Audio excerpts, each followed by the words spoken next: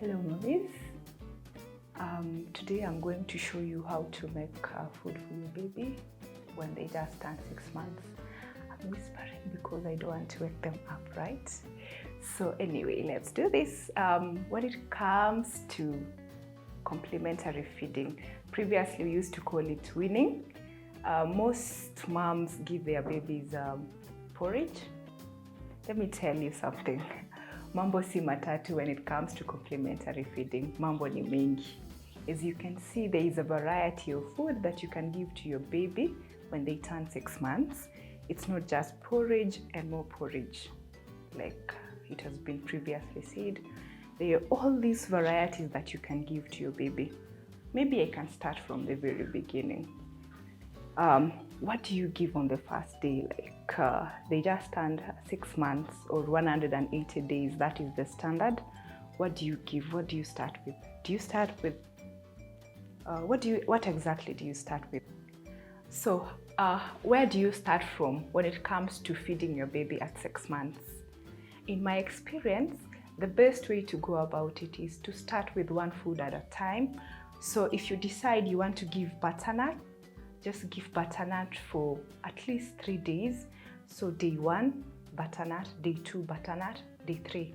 And children at this point eat very little. You only need 2 spoons or 3 at most, and you need 2 feeds. So you can feed in the morning, maybe at 10 a.m. and in the afternoon, maybe at 4 p.m.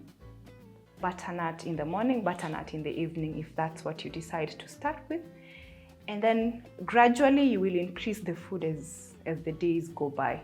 Maybe by week 3, week 4 is where now you can give more than 3 spoons, you can go 5, and then you can go half a cup as days go by. And the reason why we start with one food at a time is because you want to find out what food is allergic, your baby, you want to find out which food is your baby allergic to. For example, there are babies who are even allergic to things like peas. So you want to find out, what is my baby allergic to?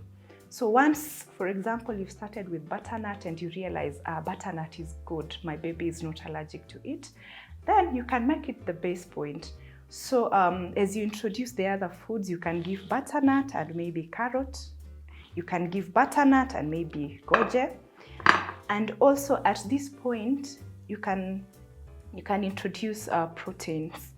So some of the proteins that you can introduce are beans,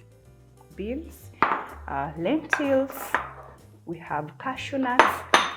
Mostly children are allergic to nuts especially, but cashew nuts are hypoallergenic, they're very low, they don't cause a lot of allergies, so you can try that. But then you have to give little by little, you don't give too much. So you can make this your base. So you can give butternut and beans, butternut and cashew and lentils, butternut and cashew nut. You cook them together and blend. The other thing you need to you realize is that your baby's food has to be flavorful. Don't give it just plain. Don't boil butternut and give it to the baby. So what I normally do, cut the butternut into small pieces and then put them in a pot. And then once you do that, you can cut maybe half an onion and maybe half a tomato, and then put it in there, and some salt and a little oil, maybe a teaspoon of oil. It's very important to put oil in your baby's food because there is vitamin A, vitamin D, vitamin E, and vitamin K. These are fat soluble, and your body cannot benefit from them if you do not add oil. So it's very important. These vitamins are mostly found in brightly colored foods like you see here. So it's necessary to cook your baby's food with oil. Also, to prevent constipation, it's important to cook the baby's food with oil. The other thing you need to note is add salt. Just a little salt, not too much, but not too little. Your baby has taste buds, just like you. The food has to be flavorful. The reason why most of the time babies refuse to eat is because maybe the food is boring, it's just plain. Sometimes maybe you started with something like porridge and then it's just porridge. You didn't put no sugar, no flavor, nothing, just porridge. The baby will get bored and they will think all food is like that and they will not enjoy eating food. So it's important that give variety. The other advice I give to new moms is that whatever you cook for lunch, the baby can have that for lunch and for dinner. So for example, maybe you've cooked, say you've cooked arrowroot. This is arrowroot, right? I guess it is. This is arrowroot, commonly known as nduma. So maybe if you've cooked nduma and maybe some lentils for lunch, they can have the same for dinner. I also encourage you to add vegetables to your baby's food. So once you're done introducing the food one by one, you can combine the food. You can maybe give, this is broccoli, you can cook broccoli and lentils, and maybe broccoli, lentils, and potatoes. Just try and play around with these foods. All these foods are good for baby, all of them, except for this. This is matoke, or commonly known as plantain by some people. So this may cause constipation. So maybe wait until they are around 8-9 months is when you can introduce, but the rest of the foods here you can see are okay. You can try and combine any of these. I don't have spinach on my table. Spinach is also good. You can put in spinach in every other food that you cook for them once you know that they are not allergic to any of the foods. The other thing I also normally do, when it comes to cashew nuts, how I give them, you can either blend it in their juice. So maybe you blend mango and cashew nuts. It comes out with a very nice flavor. The baby will like it. Do not give a lot. You will give about 60 ml so that the sugar is not too much. And for the cashew nuts, when you're making for the baby, just don't put too much.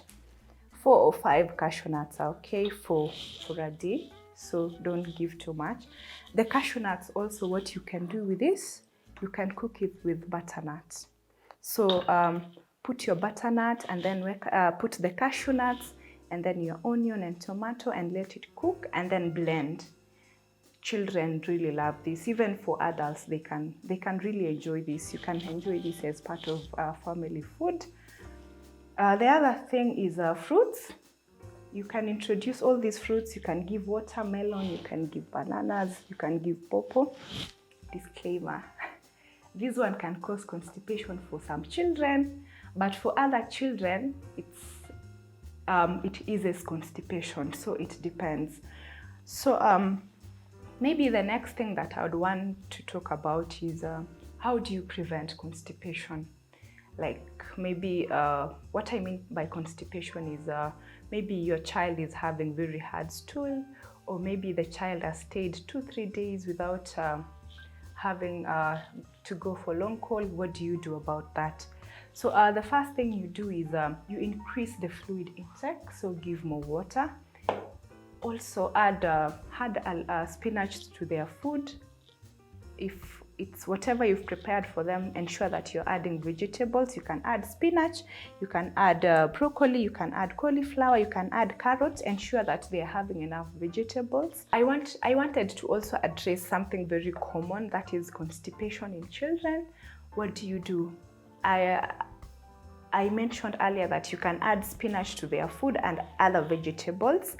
The other thing you can also do is blend apples and pears and give them at least 30 ml of juice from the apples and the pears. That should be able to help, because apples and pears, they have a component called sorbitol that helps in digestion. So in case your baby experiences constipation, you can give that. The other topic I wanted to address is allergies. How do you tell that your baby is allergic to a certain food or they are uncomfortable with a certain food?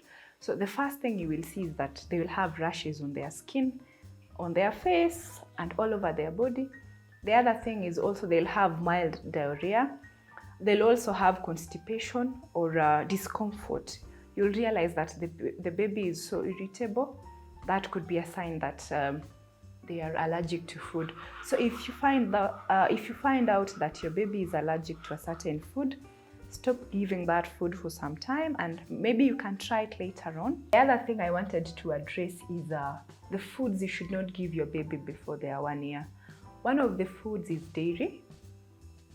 Cow's milk, they tend to trigger a lot of allergies to babies, and also they tend to be really difficult to digest for children, so it's best not to give until they are 1 year. The other food that you should not give your baby before they are 1 year is honey. This is because it could lead to a condition called botulism, that is a discomfort in the baby's stomach that can be very serious. So do not give honey until the baby is 1 year. There are foods that are choking hazards, but not necessarily that you don't give before 1 year. These are grapes, or any other food that is round in shape. Do not give the baby when they are whole.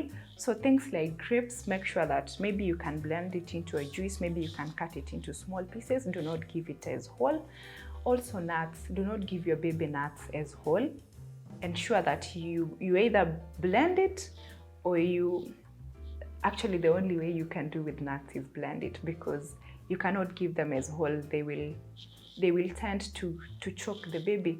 The other food also that you should really be very careful when giving the baby is potatoes, because they are also a choking hazard. Ensure that it's nicely blended or very nicely mashed, like there are no lumps when you're giving the baby. The other thing that I wanted to address is how to prepare legumes, things like beans, so that you prevent gas. The first thing is to soak them overnight. Ensure that you soak them overnight in salty water. The reason why we soak it in salty water is to prevent calcium loss from these legumes. So soak it in salty water overnight, or soak it in hot water for 2 hours, whichever works for you. After soaking, make sure that you rinse it very thoroughly, and then now cook it. When you do that, you will not be experiencing, the child will not be experiencing any gas, and that is the perfect way to go about this. I think the other thing also that I wanted to address about feeding your baby is for things like eggs. Hold on until the baby is around 9 months. From a personal experience, I gave one of my children eggs sooner than 8 months, and it ended up causing allergies. My baby even had boils. So it's very important to at least put some brakes on eggs, give it later on. For the rest of the foods, I think it's okay. You can actually, when it comes to food and feeding your baby, you can almost make any food safe for your baby, so long as you get how to correctly cook it and how to correctly prepare it for the baby. How much water should you give your baby? I highly encourage mothers to give their baby water after every feed. So if you feed your baby at 7 a.m., give water at 8. So you give at least 1 hour after every feed. 1 hour after every feed. So if your baby is going to have 3 meals, then you are going to give water 3 times. And the baby will just guide you on how much water they want to take. You just give. Once you see they are no longer interested, you can stop. It's not limited to any amount. I also encourage mothers continue breastfeeding. Breast milk, remember, is the best food for your baby. When it comes to their health, it's really the best. So continue breastfeeding as much as you can. If you're a working mom, you can express the milk and keep it in the fridge so that the baby can be given the milk when you're away.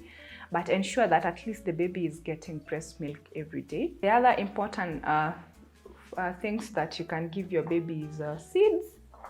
These are flax seeds, these are simsim seeds. There's also chia seeds. So what seeds does to your baby is that it's rich in the omega oils. So when you're giving this to your baby, you're building their brain capacity or you're building their brain. So ensure, how do you give it to them? Blend it in juice.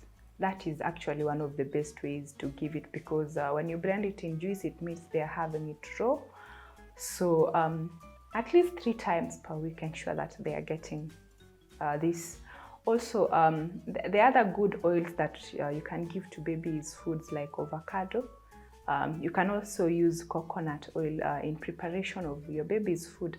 Otherwise, it's not very difficult to introduce food to your baby. And in case you have any questions concerning complementary feeding, please feel free to drop your questions in the chat section, and I'll address them in our next conversation. See you in another episode of Lishe Fiti.